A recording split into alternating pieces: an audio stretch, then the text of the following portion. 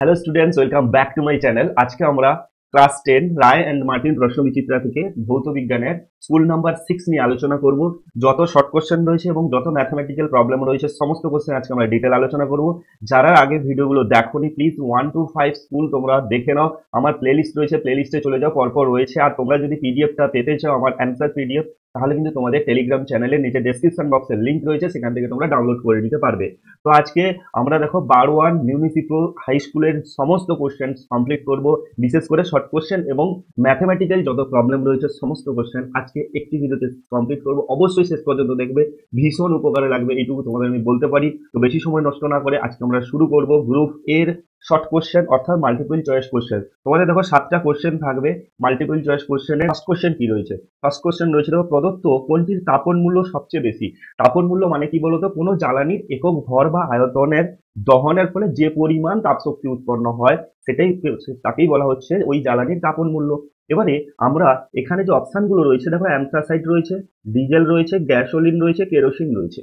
এদের মধ্যে তাপন মূল্য কোনটা কার বেশি সেটা, অর্থাৎ এদের মধ্যে কোন জ্বালানিটাকে একক ভরে যদি আমি দহন করি বা একক আয়তনে দহন করি কার বেশি তাপশক্তি উৎপন্ন হবে, ঠিক আছে না? তো সেইটা আমরা এখানে আলোচনা করব বা আমরা দেখবো। দেখো প্রত্যেকের আমি তাপন মূল্য লিখে দিচ্ছি। অ্যান্থ্রাসাইড হচ্ছে গিয়ে তোমার 32,500 থেকে প্রায় 34,000 অবধি, ঠিক আছে? তাহলে এর যদি আমি ম্যাক্সিমাম তাপন মূল্য রাখি সেটা হচ্ছে প্রায় 34,000। এটা হচ্ছে তোমাদের কিলো জুল পার কেজি, ঠিক আছে? এইটা হচ্ছে তার একক, kilo joule per KG. Actually যে তাপন মূল্যের যে এসআই গ্যাপ সেটা হচ্ছে জুল পার কেজি, আর এসআই সিজিএস পদ্ধতিতে যে তাপন মূল্য হয় সেটা হচ্ছে ক্যালোরি পার গ্রাম।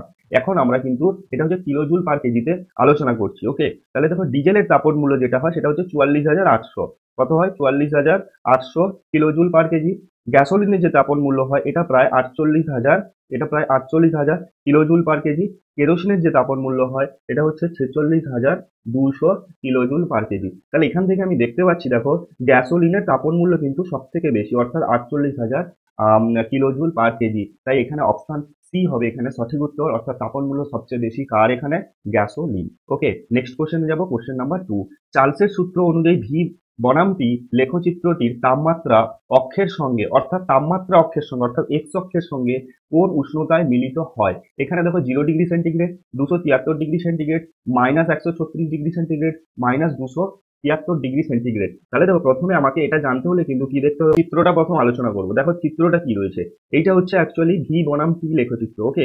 উপরের দিকে দেখো ভি রয়েছে, এই যে লেখচিত্রটা উপরের দিকে যেটা রয়েছে এটা হচ্ছে উপরের দিকে রয়েছে আয়তন, আর এই দিকে যেটা রয়েছে এক্স অক্ষ বরাবর এটা হচ্ছে আমাদের স্মল টি, অর্থাৎ ডিগ্রি সেলসিয়াস স্কেলে হচ্ছে, এটা হচ্ছে তার উষ্ণতা বা তাপমাত্রা স্কেল, ওকে? মাঝখানে এটা হচ্ছে আমাদের 0 0 বিন্দু লেখাই রয়েছে এখানে। বলছে যে ভি, এই যে লেখচিত্রটা এক্স অক্ষের কোথায় মিলিত হবে, ঠিক আছে? এক্স অক্ষের কত ডিগ্রি সেন্টিগ্রেড উষ্ণতা বা তাপমাত্রা যে অক্ষ এটা হচ্ছে কি টেম্পারেচার বা তাপমাত্রা অক্ষ। বলছে যে এখানে কত ডিগ্রিতে গিয়ে মিলিত হবে, দেখতেই পাচ্ছ এখানে তোমাদের বইতেও রয়েছে, দেখবে এখানে টি -273 ডিগ্রি সেন্টিগ্রেড উষ্ণতা, অর্থাৎ -273 ডিগ্রি সেন্টিগ্রেড উষ্ণতায় কিন্তু কি লেখচিত্রটা তাপমাত্রা অক্ষের সঙ্গে মিলিত হবে। তাহলে এখানে অপশন কি হবে বাবু? অপশন হবে এখানে -273 ডিগ্রি সেন্টিগ্রেড। ক্লিয়ার না হলে বলবে কত হবে? অ্যান্সার হবে অপশন ডি হবে সঠিক উত্তর, -273 ডিগ্রি সেন্টিগ্রেড। ওকে, নেক্সট কোশ্চেনে যাবো, কোশ্চেন নাম্বার 1.3। বলছে দেখো, রাস্তার আলোর প্রতিফলক হিসেবে কি ধরনের দর্পণ ব্যবহার করা হয়? রাস্তার আলো মানে হচ্ছে যেগুলো তোমাদের স্ট্রিট ল্যাম্প বলতে পারো, ওই স্ট্রিট ল্যাম্পের, যেটা এখানে আমি চিত্রটা অঙ্কন করেছি দেখো, চিত্রটা আমি রেখেছি। স্ট্রিট ল্যাম্পের যে ল্যাম্পটা থাকে না, রাস্তার যে আলোর প্রতিফলক হিসাবে, দেখো এইখানে এর ভেতরে কিন্তু একটা, মাথায় রাখবে, একটা দর্পণ থাকে, ঠিক আছে? এই দর্পণটা যেটা হচ্ছে গিয়ে আলোটাকে চারপাশে ছড়াতে সাহায্য করে। তাহলে আলোকে যদি চারপাশে ছড়াতে হয় তখন কিন্তু তোমরা মনে রাখবে উত্তল দর্পণ ব্যবহার করা হবে। কি দর্পণ ব্যবহার করা হবে? উত্তল দর্পণ, অর্থাৎ অপশন বি হবে এখানে সঠিক উত্তর।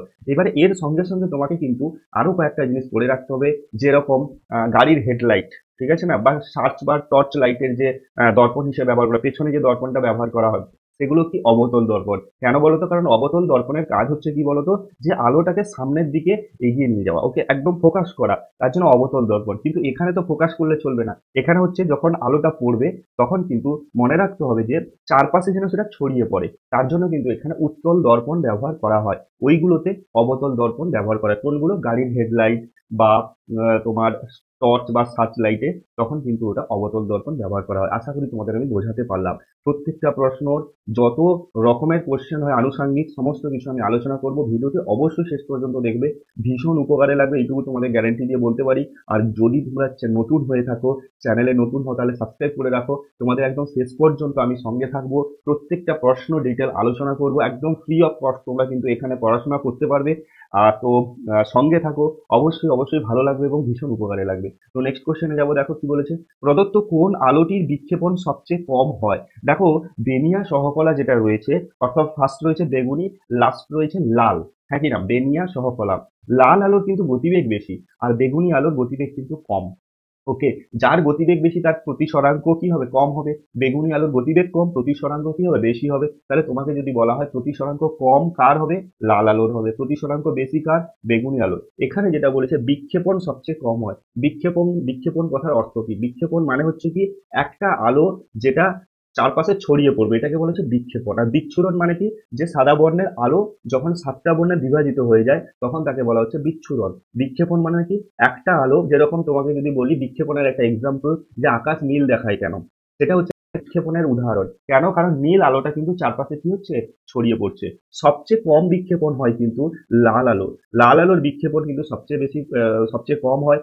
কারণ হচ্ছে কি, এর গতিবেগ বেশি হয়। ঠিক আছে, এর গতিবেগ বেশি, তাই এর বিক্ষেপণ ক্ষমতাও কিন্তু কম হয়। দেখো এখানে নেক্সট কোশ্চেন দেওয়া রয়েছে, শূন্য মাধ্যমে লাল এবং বেগুনি আলোর বেগ ভিআর এবং ভিবি হলে, অর্থাৎ লাল আলোর বেগ ভিআর রেট, আর একটা হচ্ছে এখানে তোমার বেগুনি আলোর বেগ বলেছে, দেখো এখানে ভিবি, ভিভি অর্থাৎ ভায়োলেটের বেগ, বেগুনি আলোর বেগ বলছে। দেখো তাহলে এখানে কোন অপশনটা সঠিক হবে?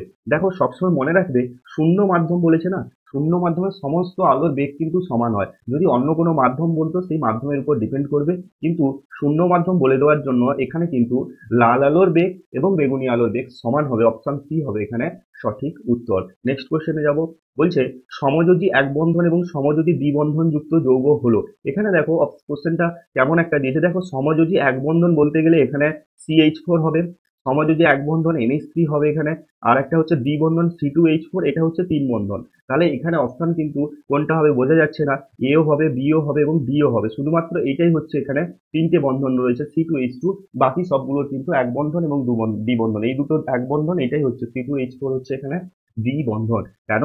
কারণ এটা হচ্ছে তোমার কি, ইথিলিনের সঙ্গে দেওয়া রয়েছে, এখানে অ্যামোনিয়া রয়েছে আর একটা মিথেন রয়েছে, আর এটা হচ্ছে অ্যাসিটিলিন C2H2, যেটা হচ্ছে তিনটে বন্ধন রয়েছে। তাহলে এখানে তোমরা দেখে নাও, অপশন কিন্তু এখানে এ, বি এবং ডি তিনটা হতে পারে, কারণ এক বন্ধনও বলেছে, সমযোজী দ্বিবন্ধনও বলেছে। ঠিক আছে, ক্লিয়ার হয়েছে না হয়নি? নেক্সট কোশ্চেনে যাব। যদি তোমাকে বলতো, এখানে দেখো সমযোজী এক বন্ধন দ্বিবন্ধন একসঙ্গে যদি থাকে তাহলে অপশন ডি হবে। ঠিক আছে, সমযোজী এক বন্ধন দ্বিবন্ধন যদি বলে ডি হবে। কেন বলতো?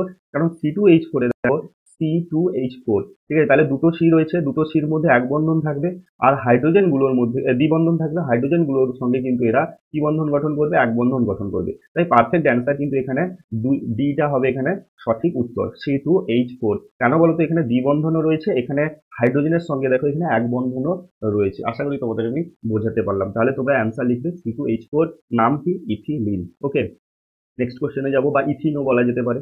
ওকে, নেক্সট কোশ্চেন যাবো, কোশ্চেন নাম্বার 1.7। কোশ্চেন নাম্বার 1.7 কি বলেছে দেখো। বলছে প্রদত্ত মৌলগুলোর মধ্যে সবচেয়ে কম পরিধ ঋণাত্মক মৌল কোনটি হবে? অপশনগুলো দিয়েছে দেখো, সোডিয়াম, পটাশিয়াম, ম্যাগনেসিয়াম, সিজিয়াম। দেখো সোডিয়াম, পটাশিয়াম, ম্যাগনেসিয়াম, সিজিয়াম এটা কিন্তু কত নম্বর শ্রেণীতে রয়েছে বলতো? এটা হচ্ছে আমাদের 1 নম্বর শ্রেণীতে রয়েছে। ঠিক আছে না? এবারে 1 নম্বর শ্রেণীতে যে মৌলগুলো রয়েছে, তাহলে এটা উপর নিচে রয়েছে। প্রথমে কে থাকবে? সোডিয়াম, পটাশিয়াম, তারপরে ম্যাগনেসিয়াম, তারপরে সিজিয়াম। আমরা জানি কোনো পর্যায় সারণীর শ্রেণী বরাবর যদি উপর থেকে নিচে নামো, তাহলে কিন্তু তড়িৎ ঋণাত্মকতা কিন্তু হ্রাস পায়। কি হয়? হ্রাস পায়। আমি লিখে দিচ্ছি, তোমরা পাশে কিন্তু আমার কথাগুলো যদি পারো তো লিখে রাখো। যেটা বলছি তোমাদের পর্যায় সারণীতে ও রয়েছে, কিন্তু আমি যখন বলবো পাশে কি করবে? খাতায় সুন্দর করে লিখে রাখবে। দিলে দেখবে নেক্সট কোশ্চেন গুলো যখন করতে যাবে, খাতা থেকে তোমরা পড়ে নিয়ে ইজিলি করতে পারবে। তাহলে তড়িৎ ঋণাত্মকতা কি হয়? যখন উপর থেকে নিচে যাব, উপর থেকে নিচে যাব, কি কখন? যদি একই শ্রেণী বরাবর, কিন্তু দেখো এগুলো সব 1 নম্বর শ্রেণীতে রয়েছে। এই শ্রেণীতে উপর থেকে নিচে যখন যাব, তখন তড়িৎ ঋণাত্মকতা কি হবে? হ্রাস পাবে। কি হবে বাবু? হ্রাস পাবে। তাহলে তোমার সোডিয়াম, পটাশিয়াম, ম্যাগনেসিয়াম, সিজিয়াম সব থেকে নিচে রয়েছে, তাই সিজিয়ামের তড়িৎ ঋণাত্মকতা কি? কম তড়িৎ ঋণাত্মক হবে। তাহলে অপশন ডি হবে এখানে সঠিক উত্তর, অর্থাৎ সিজিয়াম।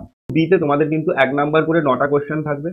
নম্বরের প্রশ্ন আসবে গ্রুপ বি তে, এবং প্রত্যেক কিছু কিছু প্রশ্ন তোমাদের অথবা করে দেওয়া থাকবে, এটা তোমরা জানো। দেখো 1 নম্বরের প্রশ্নের ফার্স্ট কোশ্চেন কি বলেছে, বেতার যোগাযোগের জন্য বায়ুমণ্ডলে কোন স্তরকে ব্যবহার করা হয়? একদম ইজি কোশ্চেন দিয়েছে, এটা কি ব্যবহার করা হয়? থার্মোস্ফিয়ার। কোথায় কোন স্তর ব্যবহার করা হয়? থার্মোস্ফিয়ার। ক্লিয়ার হয়েছে? তাহলে থার্মোস্ফিয়ার স্তরে কিন্তু বেতার তরঙ্গটা কি হয়? প্রতিফলিত হয়ে আবার পৃথিবীতে ফিরে আসে। নেক্সট কোশ্চেনে যাব, সৌরকোষে শক্তির কিরূপ পরিবর্তন ঘটে? দেখো বাবু, সৌরকোষে কি হয় যে আমাদের সৌরশক্তি মানে আলোক শক্তি অর্থাৎ সূর্যের যে আলোকটা কি হয়? বিদ্যুৎ শক্তিতে রূপান্তরিত হয়। তাহলে এখানে কি হয়? সৌরশক্তি, সৌরশক্তি কোথায় হয়? বা এখানে সৌরশক্তি বলাটা ঠিক হবে না, এখানে হচ্ছে আলোক শক্তি কোথায় রূপান্তরিত হয়? আলোক শক্তি, আলোক শক্তি রূপান্তরিত হয় কিসে? বিদ্যুৎ শক্তিতে। ঠিক আছে, কারণ আমরা বিদ্যুৎ উৎপাদন করি, ঠিক আছে, বা তড়িৎ শক্তি। ঠিক আছে, আলোক শক্তি থেকে তড়িৎ শক্তি বা বিদ্যুৎ শক্তি। এখানে অ্যাকচুয়ালি তিনটে পার্ট থাকে। একটা আলোক শক্তি নিল সূর্যের আলো, সেখান থেকে তাপ শক্তি উৎপন্ন হয়, তাপ শক্তি থেকে আবার বিদ্যুৎ শক্তিতে রূপান্তরিত করা হয়। এটা হচ্ছে সৌরকোষের কাজ। ওকে, নেক্সট কোশ্চেন যাবো, কোশ্চেন নাম্বার 2.2। বলছে NO2 CO2 এর মধ্যে কোন গ্যাসটি ওজোন স্তরকে ক্ষয় সাধন করে? দেখো CO2 গ্যাস যেটা না, সেটা গ্লোবাল ওয়ার্মিং এ কাজ করে, কিন্তু অ্যাকচুয়ালি ওজোন স্তরে যে ধ্বংস করে সেটা হচ্ছে নাইট্রোজেনের যে অক্সাইড গুলো। এখানে অ্যান্সার হবে দেখো NO2। NO2 এগুলো হচ্ছে কি করে? ওজোন স্তরকে ক্ষয় সাধন করে। ওজোন স্তর কোথায় রয়েছে? ওজোন স্তর রয়েছে স্ট্র্যাটোস্ফিয়ারে। ওজোন স্তরের কাজ কি? সূর্যের অতিবেগুনি রশ্মিকে পৃথিবীতে আসতে বাধা দেয়, অর্থাৎ পৃথিবীর ছাতা হিসেবে কাজ করে, কিন্তু এখানে পৃথিবীর ছত্র বলা হয় এটাকে, ওজোন স্তরকে। কোথায় থাকে? স্ট্র্যাটোস্ফিয়ারে। কি কাজ? আলট্রাভায়োলেট রে বা ইউভি রশ্মিকে, সূর্যের আলট্রাভায়োলেট রেকে পৃথিবীতে আসতে বাধা দেয়। ওকে, যেটা হচ্ছে খুব ক্ষতিকারক রশ্মি, পৃথিবীতে চলে এলে প্রাণী এবং উদ্ভিদের সমস্যা হয়। নেক্সট কোশ্চেনে যাব, এসটিপিতে 4.4 গ্রাম CO2 এর আয়তন কত? 4.4 গ্রাম CO2 এর আয়তন। CO2 এর বলি, যদি তোমাকে বলি যে আণবিক গুরুত্ব কত? কার্বনের হচ্ছে কত? 12, অক্সিজেনের হচ্ছে 16, কিন্তু দুটো থাকার জন্য এখানে কি হবে? 16 গুণিতক 2 হবে। ঠিক আছে, এত গ্রাম। তাহলে এখানে কত হবে? 12 প্লাস কত? 32। 12 প্লাস 32 গ্রাম মানে কত হবে? 44 গ্রাম। এবারে দেখো 44 গ্রামের আয়তন কত? 44 গ্রামের এসটিপিতে আয়তন কত? 44 গ্রামের যে আয়তন, 44 গ্রামের যে আয়তন, এটা হচ্ছে আমাদের 22.4 লিটার। Yes or no? কিন্তু বলেছে দেখো 4.4 গ্রাম, তাহলে 1 গ্রামের আয়তন কত হবে? 22.4 বাই 44 লিটার। তাহলে 4.4 গ্রামের আয়তন কত হবে? 22.4 ইন্টু 4.4, গুণ হয়ে যাবে এটা, বাই কত হবে? 44। এবারে যদি ডেসিমেল তুলি, নিচে কত হবে? 10 আসবে, 44 কেটে দিলে পড়ে থাকবে কত? 22.4 বাই 10, মানে 2.24 লিটার। তাহলে অ্যান্সার কত হবে? আয়তন কত হবে? 2.24 লিটার। আশা করি তোমাদের বোঝাতে পারলাম। CO2 এর, কার্বনের আণবিক গুরুত্ব 12, অক্সিজেনের হচ্ছে 16, তাই দুটো অক্সিজেন থাকার জন্য এখানে কিন্তু আমরা 2 দিয়ে গুণ করেছি, তাই 16 দিয়ে 32 আর 12 যোগ করলে কত হবে? 44 গ্রাম। 44 গ্রামের মধ্যে কত হয়? 22.4 লিটার। 1 গ্রামে কত হবে? আর যেহেতু চেয়েছে 4.4 গ্রাম, সেটাতে আমরা বের করলাম কত? 2.24 লিটার। নেক্সট কোশ্চেন দেখো কি বলেছে, 44.8 লিটার আদর্শ গ্যাসের জন্য আদর্শ গ্যাসের সমীকরণটি লিখতে বলেছে। কত? 44.8 লিটার আদর্শ গ্যাসের জন্য। তাহলে দেখো আমরা আমরা কি জানি বাবু? আমরা জানি যে এখানে পিভি সমান, আদর্শ গ্যাসের যে সমীকরণ, পিভি সমান এনআরটি। এর জন্য একদম ইজি, পিভি সমান এনআরটি। এবারে এখানে বুদ্ধি কি খাটাতে হবে? এন মানে কি বলো? এন মানে হচ্ছে মোল সংখ্যা। এন মানে কি? এখানে মোল সংখ্যা। এবারে দেখো লিটার কত? 44.8 লিটার আদর্শ গ্যাসের জন্য বলেছে। দেখো এখানে যে এন হচ্ছে মোল সংখ্যা, আদর্শ গ্যাসটা কোন আদর্শ গ্যাস তো আমি জানি না, কোন আদর্শ গ্যাস তো আমি জানি না, কিন্তু 22.4 লিটার যেটা হয় সেটা হচ্ছে কি, যে আমার যে কোনো গ্যাসের এসটিপিতে আয়তন কত? 22.4 লিটার। কত জানি? 22.4 লিটার। ঠিক আছে, এবারে বলো এই 22.4 লিটার হচ্ছে এসটিপিতে যে কোনো গ্যাসের আয়তন, কিন্তু আমাকে আবার, এবং ওই গ্যাসের যে তোমার এটা থাকে, কি থাকে বলতো, যে সমীকরণটা থাকে সেটা হচ্ছে পিভি সমান এনআরটি।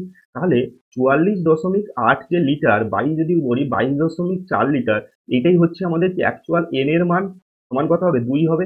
এটাই তো আমাদের এনে, অর্থাৎ মোল সংখ্যা তো এটাই বলছে, যে 44.8 বাই 22.4 যেটা বেরোবে ওটাই তো হচ্ছে তার মোল। তাহলে এখানে অ্যান্সার হবে কত? পিভি সমান 2RT। কত হবে বাবু? পিভি সমান 2RT। কারণ এক মোল যেটা হয়, এক মোল মানে হচ্ছে আমাদের 22.4 লিটার। তার মানে 22.4 লিটার যদি এক মোল হয়, তাহলে আমাকে 44.8 লিটার সমান কত হবে? 44.8 লিটার সমান কত হবে? 44.8 বাই 22.4। এই যে 2 বেরোচ্ছে, এই 2 মোলটাই হবে কি আমাদের এন এর মান, এবং পিভি সমান এন এর জায়গায় কি লিখবো? 2RT। তাহলে সমীকরণটা কত হবে এখানে? এটাই হবে এখানে সঠিক উত্তর পিভি সমান 2RT। আশা করি তোমাদের আমি বোঝাতে পারলাম। নেক্সট কোশ্চেনে যাব। নেক্সট কোশ্চেন কি বলেছে দেখো। 4 নেক্সট 2.4 কোশ্চেন কি বলেছে দেখবো আমরা। কোশ্চেন 4 বলেছে দেখো, দুটি বস্তুর মধ্যে তাপমাত্রার পার্থক্য 5 ডিগ্রি সেন্টিগ্রেড বা সেলসিয়াস হলে কেলভিন স্কেলে ওই তাপমাত্রার পার্থক্য কত হবে। বাবু দেখো, সেলসিয়াস এবং কেলভিন স্কেলের মধ্যে সম্পর্ক কি জানি আমরা, যে 0 কেলভিন সমান হচ্ছে -273 ডিগ্রি সেন্টিগ্রেড। 0 কেলভিন মানে আমরা কি জানি -273 ডিগ্রি সেন্টিগ্রেড, যেটাকে আমরা পরম শূন্য তাপমাত্রাও বলে থাকি। কিন্তু এখানে কিন্তু সেটা বলেনি, এখানে বলছে দেখো পার্থক্য যদি 5 ডিগ্রি সেন্টিগ্রেড হয়, কেলভিন স্কেলে ওই তাপমাত্রার পার্থক্য কত কেলভিন হবে হিসেব করে লিখতে বলেছে। আমরা কি জানি দেখো, যে কেলভিন স্কেলে যে তাপমাত্রার পার্থক্য হয়, সেলসিয়াস স্কেলে তাপমাত্রার পার্থক্য কিন্তু সেম হয়। অর্থাৎ 1 কেলভিন সমানই হচ্ছে গিয়ে এখানে কিন্তু আমাদের 1 কেলভিন তাপমাত্রার পার্থক্য হয় কি 1 ডিগ্রি সেন্টিগ্রেড। তাহলে যদি সেম পার্থক্য হয়, তাহলে এখানকার অ্যান্সার হবে কত আমাদের 5 কেলভিন। অর্থাৎ কেলভিন স্কেলে তাপমাত্রার পার্থক্য কিন্তু হবে 5 কেলভিন। আশা করি তোমাদের আমি বোঝাতে পারলাম। নেক্সট কোশ্চেনে যাব, কোশ্চেন নাম্বার 2.5। ঘন মাধ্যম থেকে লঘু মাধ্যমে আলোক রশ্মি প্রতিসরণের রশ্মি চিত্রটা অঙ্কন করতে বলেছে। দেখো, এই কোশ্চেনটা কিন্তু এখানে 2.5 এ রয়েছে। এখানে দুটো আমি অপশন চিত্র অঙ্কন রেখেছি। দুটোর মধ্যে কিন্তু তোমাদের যে এর যে অ্যান্সারটা হবে, এটা কিন্তু এই সেকেন্ডের অ্যান্সারটা হবে, এইটা। ঠিক আছে না, এখানে তো রিফ্র্যাকশন মানে হচ্ছে যেটা আলোর প্রতিসরণের দুটো চিত্র হয়। একটা রয়েছে দেখো, এই যে প্রথমটা রয়েছে, আমি দুটো তোমাদের বুঝিয়ে দিচ্ছি, দুটো বুঝলে দেখবে খুব ইজিলি তোমরা ধরতে পারবে। প্রথমটা রয়েছে লঘু মাধ্যম থেকে ঘন মাধ্যম, অর্থাৎ রেয়ার মিডিয়াম থেকে দেখো ডেন্সার মিডিয়াম, অর্থাৎ ঘন মাধ্যম। ঠিক আছে, লঘু মাধ্যম থেকে ঘন মাধ্যমে। দেখো, লঘু মাধ্যম থেকে ঘন মাধ্যমে যখন আলোক রশ্মি এসে পড়ছে, কোথায় দুটো মাধ্যমের বিভেদ তলে, এইখানে বিভেদ তলে পড়ছে, এটাকে কি বলা হয় বাবু, অভিলম্ব বলা হয়। দেখো, আলোক রশ্মিটা কিরকম যাচ্ছে, আলোক রশ্মিটা কেমন যাচ্ছে দেখো। আলোক রশ্মিটা যাওয়ার কথা ছিল এইভাবে, কিন্তু যাচ্ছে দেখো অভিলম্বের কাছে সরে এসছে। এটা যদি অভিলম্ব হয়, অভিলম্বের কাছে সরে এসছে। তাহলে যখন লঘু থেকে ঘন মাধ্যমে যাব, আলোক রশ্মি কি হয়, অভিলম্বের কাছে সরে আসে। এটাই হচ্ছে, যদি বলতো এখানে লঘু থেকে ঘন মাধ্যমে চিত্র অঙ্কন করো, তখন কিন্তু তোমরা এই চিত্রটা অঙ্কন করতে। কিন্তু এখানে বলেছে দেখো ঘন মাধ্যম থেকে লঘু মাধ্যমে, অর্থাৎ এই কোশ্চেনের অ্যান্সারটা এইটা হচ্ছে অ্যান্সার। এটা হচ্ছে উপরে রয়েছে ঘন মাধ্যম, উপরে রয়েছে বাবু কি ঘন মাধ্যম, অর্থাৎ দেখো ডেন্সার মিডিয়াম লেখা রয়েছে, আর নিচে রয়েছে রেয়ার মিডিয়াম, অর্থাৎ হচ্ছে এটা হচ্ছে লঘু মাধ্যম। ক্লিয়ার হয়েছে না হয়নি? এবারে আলোক রশ্মিটা যেই ঘন মাধ্যম থেকে এসে লঘু মাধ্যমে প্রবেশ করবে, দেখো যাওয়ার কথা ছিল এইভাবে, যাওয়ার কথা ছিল কিন্তু এইভাবে যাচ্ছে, দেখো অবিলম্ব থেকে দেখো দূরে সরে যাচ্ছে, যাচ্ছে কিভাবে এইভাবে অবিলম্ব থেকে দূরে সরে যাচ্ছে। তার মানে ঘন থেকে লঘু মাধ্যমে যেতে হলে আলোক রশ্মিটা কি হয়, অবিলম্ব থেকে দূরে সরে যায়। আর লঘু থেকে ঘন মাধ্যমে যদি আসে, তখন আলোক রশ্মিটা কি হয়, অভিলম্বের কাছে সরে আসে। দেখো যাওয়ার কথা ছিল এইভাবে, কিন্তু লঘু এই দিকে সরে এসছে, অর্থাৎ অভিলম্বের দিকে কি হচ্ছে, অভিলম্বের দিকে সরে এসছে। আর অভিলম্ব থেকে দূরে সরে যাচ্ছে। যাওয়ার কথা ছিল এইভাবে, সোজা যদি যায় তাহলে কিন্তু এইভাবে যেত। ক্লিয়ার হয়েছে না হয়নি? এটাই হচ্ছে, তোমরা এই চিত্রটা অঙ্কন করবে, তোমাদের বইতেও রয়েছে, চিত্রটা এইভাবে অঙ্কন করবে। নেক্সট কোশ্চেনে যাবো, কোশ্চেন নাম্বার 2.6।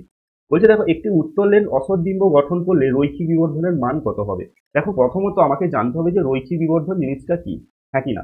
রৈখিক বিবর্ধন মানে কি জানো তো, যে প্রতিবিম্বের যে দৈর্ঘ্য বাই বস্তুর দৈর্ঘ্য, ওইটাই হচ্ছে আমাদের রৈখিক বিবর্ধন। বাবু ভালো করে দেখো, 2.6টা আমি ভালো করে বোঝাচ্ছি। এই কোশ্চেনটা যদি একটু মন দিয়ে প্রথমেই বুঝে নাও, তাহলে যে এই টাইপের কোশ্চেন আর অসুবিধা হবে না। রৈখিক বিবর্ধন, রৈখিক বিবর্ধন মানে আমি কি বললাম এক্ষুনি, মানে কি বললাম আমি, প্রতিবিম্ব প্রথম থাকবে, প্রতিবিম্বের দৈর্ঘ্য বাই বস্তুর দৈর্ঘ্য। এবারে উপরে প্রতিবিম্ব থাকবে, এবারে প্রতিবিম্বের দূরত্ব হতে পারে বাই বস্তুর দূরত্ব, এটাও হতে পারে। অ্যাকচুয়ালি উপরে প্রতিবিম্ব থাকবে, নিচে বস্তুর দৈর্ঘ্য থাকবে। কি বলেছিল, উত্তল লেন্সে অসৎ বিম্ব গঠন হবে। উত্তল লেন্সের অসৎ বিম্বর চিত্রটা হচ্ছে এইটা, মন দিয়ে শুনবে। এটা হচ্ছে কি আমাদের উত্তল লেন্স, এটা রয়েছে দেখো উত্তল লেন্স। অসৎ বিম্ব কখন গঠন করবে, যদি বস্তুটাকে আমি ফোকাসের মধ্যে রাখি। এটা হচ্ছে F1, F1 মানে কি বলতো, এটা হচ্ছে ফোকাস। এবারে যদি আমি কোনো বস্তুকে এফ এর মধ্যে রাখি, অর্থাৎ ফোকাসের মধ্যে রাখি, তখন কিন্তু দেখো প্রথমে কি আলোক কেন্দ্র দিকে বেরিয়ে যাবে, আর একটা সমান্তরাল পথে গেলে কার মধ্যে দিয়ে যাবে, ফোকাসের মধ্যে দিয়ে যাবে, হ্যাঁ কি না। তাহলে দেখো এইটা কিন্তু কোনোদিন মিলিত হবে না পরস্পরে। তাই যদি রশ্মিগুলোকে আমি পেছনের দিকে বাড়াই না, তাহলে দেখো একটা বিন্দু এ ড্যাশে মিলিত হচ্ছে। ঠিক আছে? এইখানে কিন্তু এইটাকে কিন্তু আমি পর্দায় ফেলতে পারবো না, এটাই হচ্ছে অসৎ বিম্ব। সৎ বিম্ব মানে কি পর্দায় ফেলতে পারবো, অসৎ বিম্ব মানে কি পর্দায় ফেলতে পারবো না। কেন? কারণ ওটা মনে হচ্ছে যেন এই যে বস্তুটা এবি বস্তুটা, এই এবি যে বস্তুটা যেন এ ড্যাশ বি ড্যাশ, অর্থাৎ এ এইখান থেকে যেন এই এ ড্যাশ থেকে যেন অপসৃত হচ্ছে বলে মনে হবে। এটাকেই বলা হচ্ছে তো অসৎ বিম্ব। তাহলে দেখো অসৎ বিম্ব যখন গঠন হচ্ছে তখন কিন্তু প্রতিবিম্ব, প্রথম যে বস্তুর যে দৈর্ঘ্য ছিল প্রতিবিম্বের দৈর্ঘ্য তার থেকে বেশি হচ্ছে, হ্যাঁ কিনা? তাহলে প্রতিবিম্বের দৈর্ঘ্য যদি বেশি হয়, উপরে বেশি নিচে বস্তুর দৈর্ঘ্য কি ছোট, তাহলে রৈখিক বিবর্ধন, রৈখিক বিবর্ধন, রৈখিক বিবর্ধন এটা কি হয়ে যাবে? গ্রেটার দেন ওয়ান হবে না? মানে তোমরা পড়েছিলে দেখবে এম কি হবে? Greater than one. এম মানে হচ্ছে রৈখিক বিবর্ধন। তাহলে রৈখিক বিবর্ধনের মান কত হবে? একের থেকে বেশি হবে। কেন? প্রতিবিম্বের দৈর্ঘ্য যেহেতু বেশি, উপরে বেশি, বস্তুর দৈর্ঘ্য ছোট, তাহলে বেশি বাই কম মানে হচ্ছে কি ওটা একের থেকে বেশি হবে। তোমার যদি বলে 3/2, 5/4, মানে কি একের থেকে বেশি সবগুলো। তাই রৈখিক বিবর্ধনের মান কি হবে? গ্রেটার দেন ওয়ান হবে। একদম ইজি কোশ্চেন হলো না? একদম ইজি কোশ্চেন হলো না? দেখো এমন বোঝাবো তোমাদের, আমি তোমাদের গ্যারেন্টি দিয়ে বলবো, তোমাদের কিন্তু বাড়িতে দুবার করতে হবে না, এইটুকু আমি তোমাদের গ্যারেন্টি দিয়ে বলতে পারি। তাই বলছি যে মন দিয়ে এভরি কোশ্চেন, প্রত্যেকটা প্রশ্ন বোঝো এবং যেভাবে করে দিচ্ছি, যেভাবে দেখাচ্ছি আমি, সেই ভাবে কিন্তু তোমরা খাতায় রেডি করো। আর যদি তোমাদের সমস্যা হয় বা তোমাদের টাইম না থাকে, তোমাদের বলো টেলিগ্রাম চ্যানেলে জয়েন হয়ে যাও। সেখানে কিন্তু প্রত্যেকটার পিডিএফ আমি দিয়ে দিচ্ছি, যখন এগুলো যে করাচ্ছি এগুলো সমস্ত কিছু পিডিএফ কিন্তু আমি টেলিগ্রাম চ্যানেলে দিয়ে দিই। তাই বলছি সেখানে তোমরা অবশ্যই জয়েন হয়ে যাও। ওকে? একদম ইজিলি বোঝাবো, একদম নিখুঁত বোঝাবো তোমাদের আমি।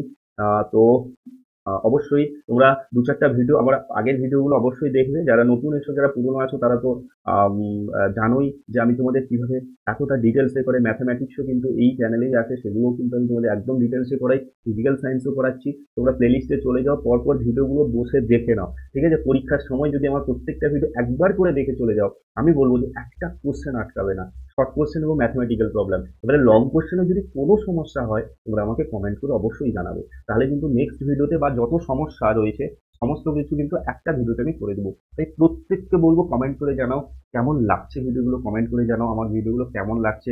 কমেন্ট করে জানালে কি বলতো অনেকটা মোটিভেশন ফিল হয়। নেক্সট এগুলো করতে, পিডিএফ রেডি করতে অনেকটা সময় লাগে। তাই বলছি ফ্রিতে একদম, তোমরা একটা লাইক করে দিতে তোমাদের কোনো অসুবিধা হবে বলে তো মনে হয় না। তো অবশ্যই লাইক করবে, চ্যানেলে নতুন হলে সাবস্ক্রাইব করবে, বন্ধুদের মধ্যে অবশ্যই শেয়ার করে দাও। কমেন্ট করে জানাও, খারাপ লাগলেও কমেন্ট করো, ভালো লাগলেও কমেন্ট করে জানাও, কোনো অসুবিধা নেই। খারাপ লাগলে ডাইরেক্ট বলো, কোনো প্রবলেম নেই। ঠিক আছে? তাই বলছি অবশ্যই কমেন্ট করে জানাবে, বন্ধুদের মধ্যে শেয়ার করবে। তো নেক্সট কোশ্চেনে যাবো, কোশ্চেন নাম্বার অথবা, ঠিক আছে, 2.6 এর অথবা। দেখো এখানে কি বলেছে, পরম প্রতিসরাঙ্কের মান সর্বদা একের থেকে বেশি হয় কেন? দেখো বাবু, পরম প্রতিসরাঙ্কের মান একের থেকে বেশি হয় কারণ কি জানো? কারণ পরম পরম যে প্রতিসরাঙ্কের ক্ষেত্রে আপতন কোণ প্রতিসরণ কোণ অপেক্ষা কি হয়? বেশি হয়। ঠিক আছে? কেন?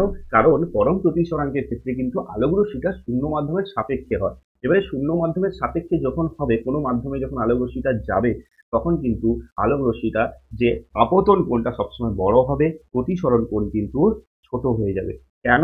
কারণ দেখো, তোমাকে একটা জিনিস বলি আমি, এটারও আমি তোমাদের ডিটেল বলে দিচ্ছি। দেখো এখানে এখানে চিত্রটা অঙ্কন করছি।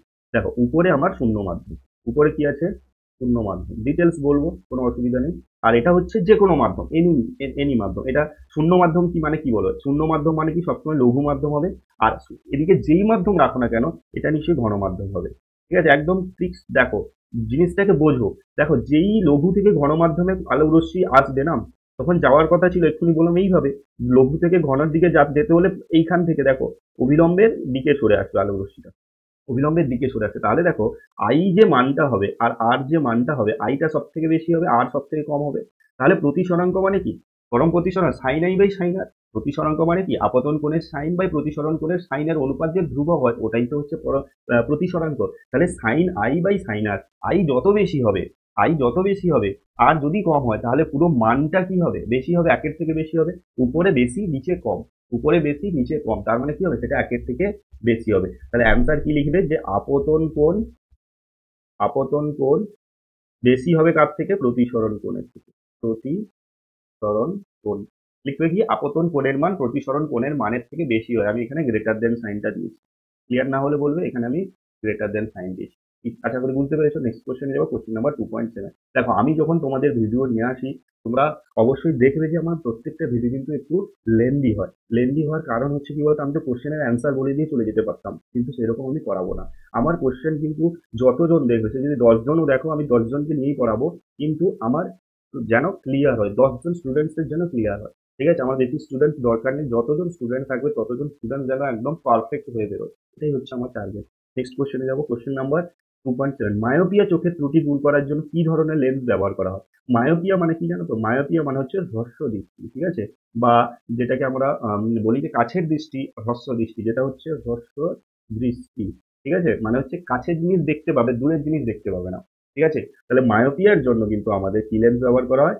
অবতল লেন্স ব্যবহার করা হয়। আর হাইপার মায়োপিয়া যেটা হয়, সেটা হচ্ছে কি, যেটা দূরদৃষ্টি, অর্থাৎ দূরের জিনিস ভালো দেখতে পাবে, কাছের জিনিস দেখতে তাদের অসুবিধে হয়, তাহলে তখন কিন্তু আমাদের উত্তল লেন্স ব্যবহার করা হবে। তাহলে মায়োপিয়ার জন্য সবসময় অবতল লেন্স, আর দূরদৃষ্টি অর্থাৎ হাইপার মায়োপিয়া বা হাইপারমেট্রোপিয়া, এর জন্য কিন্তু তোমাদের উত্তল লেন্স ব্যবহার করা হয়, মনে থাকবে। নেক্সট কোশ্চেনে যাবো, question number 2.8। Sodium, lithium, potassium এই মৌলগুলিকে পারমাণবিক আকারের ক্রমবর্ধমান মান অনুসারে সাজাতে বলেছে। দেখো এখানে একটা সুন্দর কনসেপ্ট রয়েছে। ঠিক আছে, দেখো সোডিয়াম, লিথিয়াম, পটাশিয়াম, তোমাকে আমি যদি বলি, একটু তুলবো, হ্যাঁ। দেখো 2.8 এর একটু আমি ডিটেলস বলে দিচ্ছি। দেখো প্রথমে থাকে, কিন্তু এটা হচ্ছে 1 নম্বর শ্রেণী, দেখো লিথিয়াম থাকে, তারপরে সোডিয়াম থাকে, তারপরে কিন্তু পটাশিয়াম থাকে। লিথিয়াম, সোডিয়াম, পটাশিয়াম, এটা হচ্ছে ফার্স্ট যে শ্রেণীতে থাকে। ঠিক আছে, লিথিয়াম, সোডিয়াম, পটাশিয়াম। ওকে, এবারে দেখো বলছে পারমাণবিক আকারে ক্রমবর্ধমান মান অনুসারে সাজাও। লিথিয়ামের, সোডিয়ামের, পটাশিয়ামের ধীরে ধীরে কিন্তু এদের পারমাণবিক ক্রমাঙ্ক কি হয়? বেশি হয় না? হ্যাঁ কি না? পারমাণবিক ক্রমাঙ্ক কি হয়? বেশি হয়। এবারে দেখো লিথিয়ামের কত? 3, সোডিয়ামের কত? 11, পটাশিয়ামের পটাশিয়ামের হচ্ছে 2, 8, 8, 8, 8, 16, 17, 19, পটাশিয়ামের কত? 19। তাহলে 3, 11 এবং 19, ঠিক না? তাহলে দেখো এইখানে প্রথম যে লিথিয়ামের যে যদি আমি কক্ষ সংখ্যা ধরি, লিথিয়ামের কক্ষ সংখ্যা কিন্তু কত বলতো? এখানে কক্ষ সংখ্যা কিন্তু এখানে দুটো।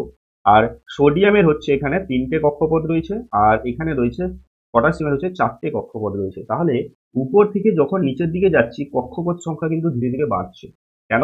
কারণ এর দুটো কক্ষপথ মানে কি, মানে কেন 2, 1, এর যদি আমি ইলেকট্রন বিন্যাস ধরি, এর কত হবে? এর হবে কত? 2, 8, 1, এর কত হবে? 2, 8, 8, 1, হ্যাঁ কি না? 8, 8, 16, 17, 18, 19, হ্যাঁ। তাহলে 4টা কক্ষপথ, 3টে কক্ষপথ, দেখো এখানে দুটো কক্ষপথ। যত কক্ষপথ সংখ্যা বাড়বে না, তত কিন্তু তোমাদের আকারটা বাড়বে, অর্থাৎ ব্যাসার্ধ বাড়বে। ব্যাসার্ধ বাড়া মানে কি? আকারটা বাড়বে। Yes or no? তাহলে সাজাই যদি আমি এখানে বাবু দেখো, সাজাই যদি সব ক্রমবর্ধমান বলেছে, সব থেকে কম হবে কি? লিথিয়াম, তারপরে বেশি হবে কি? সোডিয়াম, তারপরে হবে এখানে পটাশিয়াম। Yes or no?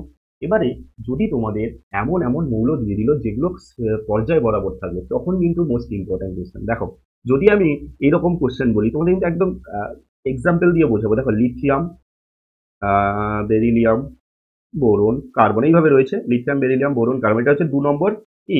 2 নম্বর পর্যায়ে রয়েছে, হ্যাঁ কি না? 2 নম্বর পর্যায়ে আমি মৌলগুলো 4টা পরপর মৌল লিখলাম, লিথিয়াম, বেরিলিয়াম, বোরন, কার্বন। দেখো লিথিয়ামের হচ্ছে 3, বেরিলিয়ামের হচ্ছে 4, বোরনের হচ্ছে 5, কার্বনের হচ্ছে 6, হ্যাঁ কি না?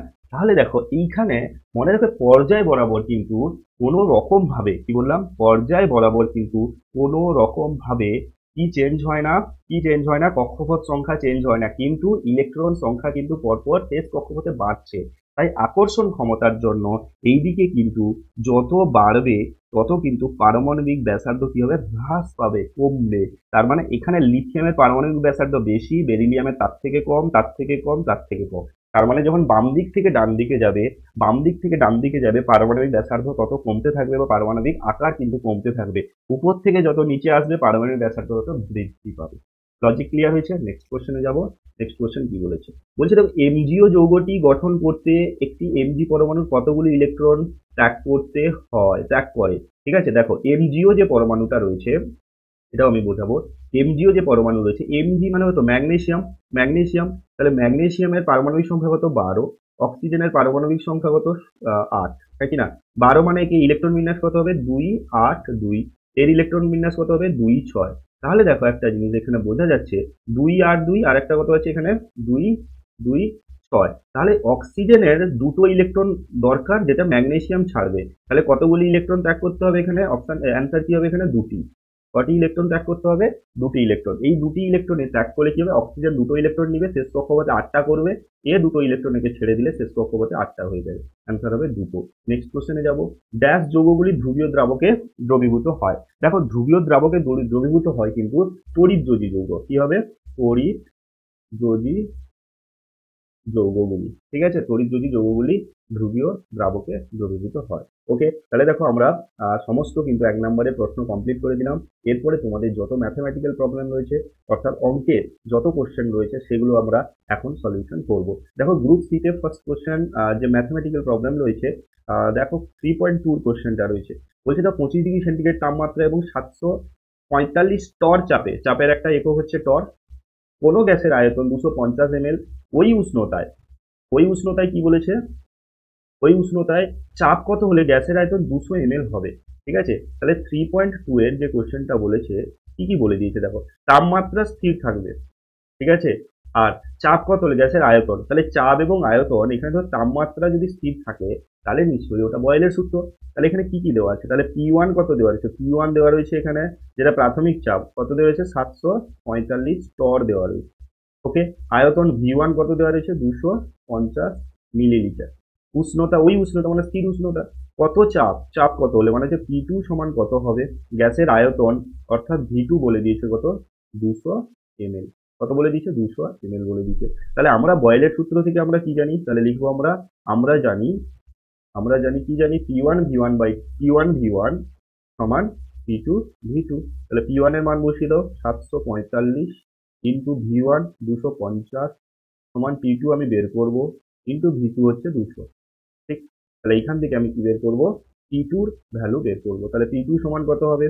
745 গুণিতক 250 বাই 200। ক্লিয়ার হয়েছে? কাটাকাটি করবো, একটা শূন্য কেটে দাও এখানে, 5 4 20, 5 5 25। এটা গুণ করলে আসবে তোমার 3 7 2 5, 3 7 2 5 বাই 4। তাহলে এটাকে করলে কত হবে? 900। একটু আমরা ক্যালকুলেশন করে দিব, 2 5। তাহলে এইটাই হচ্ছে P2, অর্থাৎ P2 র মান তাহলে কত পেলাম আমি? 931.25 টর। ঠিক আছে, তাহলে চাপটা কত হবে? অন্তিম চাপ 931.25 টর। আশা করি বুঝতে পেরেছো। তাহলে সূত্রটা মন দিয়ে এটা মনে রাখবে, এখানে ভালো করে দেখে নাও। P1 V1 সমান P2 V2, অর্থাৎ বয়েলের সূত্র। ঠিক আছে, বয়েলের সূত্রতে কি থাকে? ভর এবং উষ্ণতা বা তাপমাত্রা ঠিক থাকে, চেঞ্জ হয় কি? চাপ এবং আয়তন। ওকে, তো সেইটা কিন্তু আমরা এখানে কাজে লাগিয়ে। ক্লিয়ার হয়েছে? নেক্সট অঙ্ক কি রয়েছে দেখবো আমরা। দেখো নেক্সট, তারপরে অথবা বলছে দেখো নির্দিষ্ট পরিমাণ গ্যাসকে 0 ডিগ্রি সেন্টিগ্রেড তাপমাত্রা থেকে উত্তপ্ত করা হলো। ঠিক আছে, তাহলে প্রাথমিক যে তাপমাত্রা এখানে কত দেওয়া রয়েছে? 0 ডিগ্রি সেন্টিগ্রেড। যদি চাপ ও আয়তন উভয়ে দ্বিগুণ করা হয় তবে চূড়ান্ত তাপমাত্রা কত হবে? তাহলে প্রথমত দেখো এখানে কি কি দেওয়া রয়েছে সেটা আগে দেখবো। অথবা কি কি দেওয়া আছে দেখো। তাহলে আমার আহ চাপ এবং আয়তন উভয় দ্বিগুণ করা আছে। তাহলে আমি যে প্রাথমিক চাপ আমি P ধরে নিই, আর আয়তনও দ্বিগুণ করছে, প্রাথমিক আয়তন যদি আমি V ধরে নিই, প্রাথমিক আয়তনও আমি কি ধরে নিই? ভি ধরে নিই। আচ্ছা, প্রাথমিক তাপমাত্রা বলে দিয়েছে T1 0 degree centigrade. 0 degree centigrade মানে 0 প্লাস 273, যা থাকবে সেটাকে 273 করলে কেলভিনে পাবো, মানে হচ্ছে 273 কেলভিন। এবারে বলেছে চাপ এবং আয়তন উভয় দ্বিগুণ করা হয়েছে। তাহলে চাপ আয়তন উভয় দ্বিগুণ করলে কি হবে? তাহলে আমার আয়তন T2 চাপ, যেটা অন্তিম চাপ, সেটা কত হবে? 2P। ছিল P, দ্বিগুণ হয়েছে 2P। অন্তিম আয়তন কত হবে? 2V। ছিল V, 2V হয়ে যাবে, দ্বিগুণ করা হয়েছে। বলছে অন্তিম তাপমাত্রা কত হবে? অন্তিম তাপমাত্রা বয়েল এবং চার্লসের সূত্রের সমন্বয় রূপ এখানে কিন্তু কি হবে? কাজে লাগবে। তাহলে আমরা কি জানি বাবু? বয়েল এবং চার্লসের সূত্রের সমন্বয় রূপ আমরা কি জানি? আমরা জানি কি? P1 V1 বাই P1 সমান P2 V2 বাই P। ঠিক না ভুল? P1 মানে কত? P1 হচ্ছে P রয়েছে, V1 V রয়েছে, বাই T1 হচ্ছে 273 সমান T2 কত? 2P, কারণ T2 দ্বিগুণ হয়ে গেছে, V2 ও দ্বিগুণ হয়েছে, তাহলে 2V বাই T2। T2টা বের করবো, অন্তিম তাপমাত্রা। তাহলে দেখো PV কেটে যাবে, তাহলে T2 সমান কত হবে? 273 গুণিতক, এর সঙ্গে এটা গুণ হয়ে যাবে, 2 2 4। তাহলে কত হবে? 4 3 12, 4 4 28 29, 4 2 8 9 10, এত। তাহলে 1092 কি বেরোবে? কেলভিন বেরোবে। তাহলে অন্তিম যে উষ্ণতাটা হবে, অন্তিম উষ্ণতা যেটা হবে, অন্তিম উষ্ণতা যেটা হবে 1092 কেলভিন ছিল, আমাকে সেন্টিগ্রেডে নিয়ে আসবো কারণ ছিল সেন্টিগ্রেডে। -273 করে দিব, -273 ডিগ্রি সেন্টিগ্রেড, তাহলে পাচ্ছি কত এখানে আমি 9, 7 1 8, 1 9, 2 2 8, 819 ডিগ্রি সেন্টিগ্রেড। তাহলে অন্তিম উষ্ণতা কত হবে? 819 ডিগ্রি। আশা করি তোমাদের আমি বোঝাতে পারলাম। ইজি কোশ্চেন ছিল না? খুব ইজি কোশ্চেন ছিল, হ্যাঁ কি না বলো? ইজি কোশ্চেন ছিল। তাহলে ভালো লাগছে নিশ্চয়ই। এতক্ষণ অবধি যারা আমার ভিডিওটি দেখছো, এতক্ষণ অবধি সবাইকে অসংখ্য ধন্যবাদ। আহ, তো তোমরা অবশ্যই কমেন্ট করে জানাবে, আমি জানি তোমরা, তোমাদের বললাম আমি কমেন্ট করে জানাতে, আমি বিশ্বাস রাখি যে তোমরা কমেন্ট করে জানাবে কেমন লাগছে। খারাপ লাগলে অবশ্যই কমেন্ট করে জানাবে, ভালো লাগলে অবশ্যই কমেন্ট করে জানাবে, আমার কোনো প্রবলেম নেই। লাইক করবে। আরো কোশ্চেন রয়েছে, আরো কিন্তু দেখি ম্যাথমেটিক্যাল আরো কোশ্চেন রয়েছে নাকি। ঠিক আছে, তাহলে দেখবো আমরা কোশ্চেনের দিকে এগোবো। হ্যাঁ, এখানে একটা রয়েছে গ্রুপ ডি তে। গ্রুপ ডি তে একটা রয়েছে 4.1 এর, 4.1 এর অথবা না, এই দেখো 8 গ্রাম গ্যাসের আয়তন 2 লিটার, 27 ডিগ্রি সেন্টিগ্রেড তাপমাত্রা এবং 152 সেন্টিমিটার পারস্তম্ভের চাপ দিয়েছে। গ্যাসটির মোলার ভর নির্ণয় করতে বলেছে। খুব খুব ইন্টারেস্টিং কোশ্চেন। এই কোশ্চেন গুলো হচ্ছে কি খুব ইন্টারেস্টিং কোশ্চেন হয়, বুঝতে পারলে তো? দেখো 4.1 অথবা, সবাইকে বলবো পিডিএফটা ডাউনলোড করে নিবে বাবু, ঠিক আছে? দেখো কি কি বলেছে এখানে। বলছে 8 গ্রাম গ্যাসের আয়তন 2 লিটার, তাহলে আমার ভি কত বলে দিয়েছে? 2 লিটার। কত তাপমাত্রা বলে দিয়েছে? টি সমান 27 ডিগ্রি সেন্টিগ্রেড, তাহলে 27 + 273 করবো কেলভিন, মানে হচ্ছে কত 300 কেলভিন হয়ে যাবে না? 152 সেন্টিমিটার এইচজি চাপে, তাহলে পি কত বলে দিয়েছে? 152 সেন্টিমিটার পারস্তম্ভের চাপ। এবারে তোমরা তোমাদের আগের ভিডিওগুলোতেও বলেছি, যারা রেগুলার দেখছো তাদের কাছে তো আর বলার প্রয়োজন হবে না।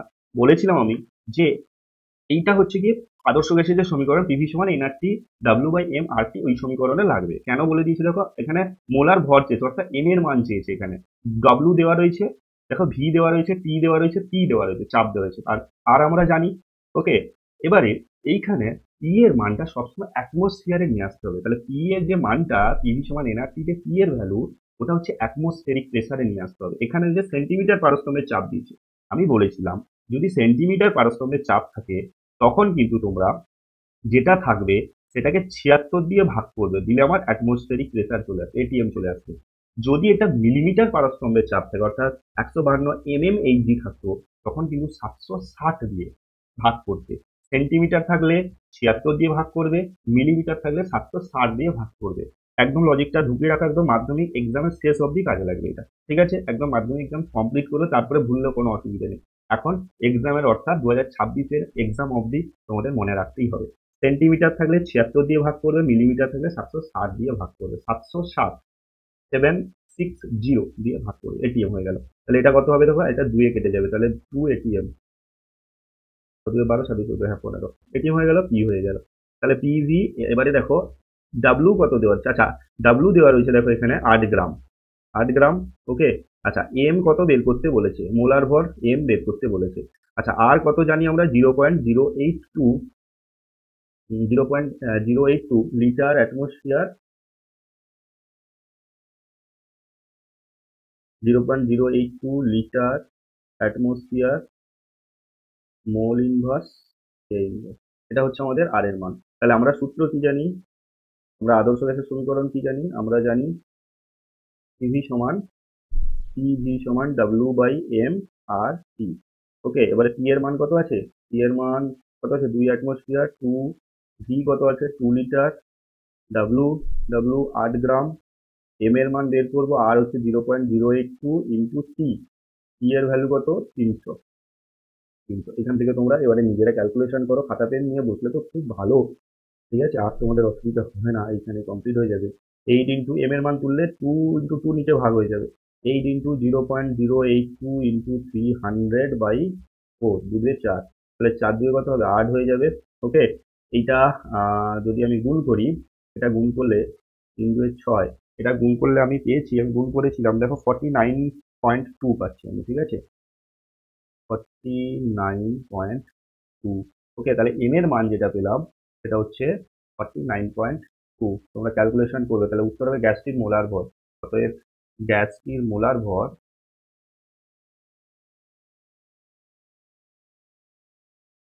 49.2 গ্রাম পার মোল। ক্লিয়ার হয়েছে না হয়নি? মোলার গড় কত হবে? 49.2 গ্রাম পার মোল। আশা করি বোঝাতে পারলাম আমি, ঠিক না? আচ্ছা, আর কোশ্চেন এসছে নাকি দেখে নাও, আর কোশ্চেন আছে নাকি এখানে?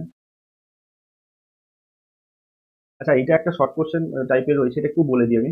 আলোক কেন্দ্র চিত্র সহ সংজ্ঞা দাও, এটা তো দিয়েছে তোমাদের লেন্সের আলোক কেন্দ্র, ঠিক আছে, যেটা মাঝখানে থাকবে। আচ্ছা, এবারে উত্তল লেন্সের প্রতিবিম্বের রৈখিক বিবর্ধন 1 হলে বস্তুর দূরত্ব কত হবে, এইটুকু একটু বলে দিই আমি এটা। যেটা আমার 4.2 তে রয়েছে, জাস্ট একটু আমি বলে দিব। ঠিক ঠিক আছে, দেখো, এটা এটা বুঝতে হলে তোমাকে কিন্তু একটু ডিপ ভাবে মনে করতে হবে। দেখো, কোনো উত্তল লেন্সের প্রতিবিম্বের রৈখিক বিবর্ধন 1 হলে, তাহলে রৈখিক বিবর্ধন মানে এক্ষুনি বললাম কি, আমি এম কে রৈখিক বিবর্ধন ধরছিলাম, শর্ট ভাবে করছি। মানে উপরে থাকবে প্রতিবিম্ব, প্রতিবিম্ব থাকবে, আর নিচে কি থাকবে? বস্তু থাকবে। বস্তু, প্রতিবিম্বের দূরত্ব, বস্তুর দূরত্ব, বা প্রতিবিম্বের দৈর্ঘ্য উচ্চতা, বস্তুর উচ্চতা, প্রতিবিম্বের দৈর্ঘ্য, বস্তুর দৈর্ঘ্য, যা লিখে উপরে প্রতিবিম্ব, নিচে বস্তু। এবারে যদি রৈখিক বিবর্ধন 1 হয়, তাহলে এখানে এম সমান 1 হয়ে যাবে না? রৈখিক বিবর্ধন যদি 1 হয়, তাহলে এম এর মান 1 হবে। 1 সমান কি হবে? প্রতিবিম্বের দৈর্ঘ্য বাই বস্তুর দৈর্ঘ্য, বা প্রতিবিম্বের দূরত্ব বাই বস্তুর দূরত্ব। অ্যাকচুয়ালি এখান থেকে কি মনে হচ্ছে যে প্রতিবিম্ব সমান হচ্ছে বস্তু, হ্যাঁ কি না? প্রতিবিম্বের দৈর্ঘ্য সমান হচ্ছে বস্তু। এবার এটা কখন হয়? এটা কখন হয়? যদি আমি বস্তুটাকে কোথায় রাখি? 2f দূরত্বে রাখি। কোথায় রাখি? 2f দূরত্বে রাখি। তোমরা করবে, দেখো, একটা উত্তল লেন্সে যদি এটা f, এটাকে আমি 2f বলছে, যদি বস্তুটাকে আমি 2f দূরত্বে রাখি না, এদিকে f, আচ্ছা এটা 2f বলছে, যে যদি 2f দূরত্বে রাখি, তখন কিন্তু একটা হবে, দেখো, f দিয়ে বেরোবে, আর একটা আলোক কেন্দ্র দিয়ে যখন যাবে, তখন তো এইভাবে বস্তুটা তৈরি হচ্ছে। মানে এটা যদি ab হয়, এটা হবে a ড্যাশ b ড্যাশ, এবং এর যা দূরত্ব দৈর্ঘ্য হবে, এরও তা দৈর্ঘ্য হবে, আলোক কেন্দ্র থেকে এর যা দূরত্ব হবে, এর তা দূরত্ব হবে। অর্থাৎ বস্তুর দৈর্ঘ্য এবং প্রতিবিম্বের দৈর্ঘ্য দুটো সমান হবে। এখানে বলছে বস্তুর দৈর্ঘ্য তাহলে কত হবে? তাহলে বাবু বলো, বস্তুর দৈর্ঘ্য সমান 2 ইন্টু ফোকাস দূরত্ব। ফোকাস দূরত্ব, তাহলে বস্তুর যে দৈর্ঘ্যটা, বস্তুর দূরত্ব চেয়েছে নাকি দেখে এক মিনিট। বস্তুর দূরত্ব, হ্যাঁ বস্তুর দূরত্ব বলেছে, তাই বস্তুর দূরত্ব লিখবো। দেখো, এটাও 2f দূরত্বে যদি আমি রাখি, এখানে ওটা 2f দূরত্বেই কিন্তু বস্তুটা তৈরি হচ্ছে, তাই 2 ইন্টু ফোকাস দূরত্ব হয়ে যায়। তাহলে বস্তুর দূরত্ব সমান কি হবে? 2 ইন্টু ফোকাস দূরত্ব। এটাই হবে এখানে সঠিক অ্যান্সার। ওকে, ক্লিয়ার হয়েছে? একদম ডিটেল বলে দিলাম।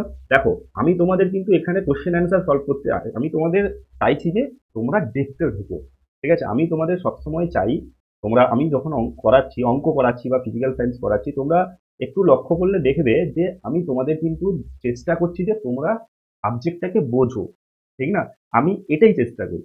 এই নয় যে কোশ্চেন অ্যান্সার বলে বেরিয়ে যাবো, না, সাবজেক্টটাকে বোঝো। অঙ্ক, ভৌত বিজ্ঞান, প্রত্যেকটা সাবজেক্টকে বোঝো কি বলতে চাইছে, কেন বলছে, ঠিক আছে? তো সেইভাবে তোমরা যদি পড়াশোনা করো, তাহলে তোমাদের কেউ আটকাতে পারবে না মাধ্যমিকে ভালো রেজাল্ট থেকে। আমি বলবো তোমরা যদি আমাকে ফিজিক্যাল সায়েন্স এবং ম্যাথ, ভৌত বিজ্ঞান এবং ম্যাথ যদি আমার কাছে তোমরা রেগুলারলি পড়াশোনা করো, তাহলে মাধ্যমিকে তোমাদের কোনো কোশ্চেন আটকাবে না, গ্যারান্টি দিয়ে বলবো আমি। তোমরা লিখে রাখো, আজকে আজকে ভিডিও, যেদিন ভিডিও দেখছো সেদিন তোমরা লিখে রাখো, প্রত্যেকটা প্রশ্ন তোমাদের আমি সলভ করাবো, এইটুকু মাথায় রাখো, ঠিক আছে? তো আজকে এই পর্যন্ত। নেক্সট ভিডিওতে আবার দেখা হচ্ছে। যদি ভালো লাগে প্লিজ একটা লাইক করে দাও, চ্যানেলে নতুন হলে সাবস্ক্রাইব করে পাশে থাকা বেল আইকন ক্লিক করে রাখো, নতুন নতুন ভিডিও নোটিফিকেশন যাতে পেয়ে যাও। আরেকটা বলবো, টেলিগ্রাম চ্যানেলে অবশ্যই জয়েন, অনেকে জয়েন হয়ে যাচ্ছে, প্রায় এখন 40-45 জন জয়েন হয়ে গেছে, ধীরে ধীরে বাড়ছে, কিন্তু তোমরা প্লিজ জয়েন হয়ে যাও, ভীষণ উপকারে লাগবে যদি তোমাদের আমি বলতে পারি। তো নেক্সট ভিডিওতে আবার দেখা হচ্ছে, ততক্ষণ ভালো থাকো, সুস্থ থাকো, জয় হিন্দ।